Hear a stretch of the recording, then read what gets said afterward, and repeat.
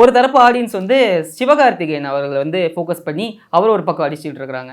என்னன்னா சிபி சக்கரவர்த்தி நீங்க தலைவர் படம் பண்றீங்க, பெரிய ஆள் ஆயிட்டீங்க அப்படின்னு அவர் நகைச்சுவையா சொன்ன ஒரு விஷயத்தை வச்சுக்கிட்டு இவர் வாய வச்சிட்டாரு அப்படிங்கிற மாதிரி அந்த ஃபோக்கஸ்ல அடிக்கிறாங்க. இன்னொரு விஷயம் தான் ஜனநாயகன் ஜான் 9 ரிலீஸ் ஆக இருந்துச்சு இல்லையா, ஃபர்ஸ்ட் விஜய் சார் படத்தை பாருங்க அப்படி சொன்ன வீடியோ, இந்த வீடியோ எல்லாத்தையும் ஒன்றா வச்சு இவங்க வாய் வச்சிட்டாங்க அதனால சரியா போகல அப்படிங்கிற மாதிரி அவரையும் தாக்கிட்டு இருக்காங்க. அதை பத்தி என்ன சார் நினைக்கிறீங்க? இன்னைக்கெல்லாம் பாத்தீங்கன்னா இதுக்கு பதில் என்ன அப்படின்னா சோசியல் மீடியா அப்படின்ற ஒரு ஆயுதம்.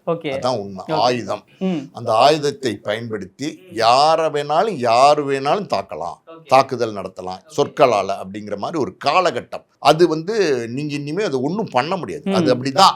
இது வந்து நம்ம நீங்க மட்டும் இல்ல, நான் மட்டும் இல்ல, யாரா இருந்தாலும் சரி அது சில தாக்குதல்கள் இருக்கத்தான் செய்யும். அதை தாண்டி கடந்து தான் போகணும். சிபி சக்கரவர்த்தி வந்து பாத்தீங்கன்னா சிவகார்த்திகேயன் வந்து ரஜினி படம் பண்றீங்க டைரக்டர் வாங்க அப்படின்னு சொன்னது வந்து ஒரு ஜாலியா சொன்னார். தப்பாலாம் வந்து எந்த மீனிங்குமே நம்ம எடுத்துக்க முடியாது. காரணம் என்னன்னா எப்படி சொல்லுது, சிபி சக்கரவர்த்திக்கும் சிவகார்த்திகேயனுக்கும் ஆல்ரெடி நட்பு இருந்தது. டான்ற ஒரு வெற்றி படத்தை வந்து சிபி சக்கரவர்த்தி சிவகார்த்திகேயன் கொடுத்தாரு. அப்படி இருக்கும்போது ஒரு நட்பின் அடிப்படையில் சொன்னதுதான். அது ரஜினி படம் மிஸ் ஆனதுக்கு வேறு சில காரணங்கள் இருந்தது. பிஎஃப் அமௌண்ட் எப்படி எடுக்கணும்னு தெரியலையா? Ravi PF consulting service contact பண்ணுங்க. 10 நாள்ல உங்க பேங்க் அக்கவுண்ட்டுக்கு உங்க பிஎஃப் பணம் வந்து சேரும்.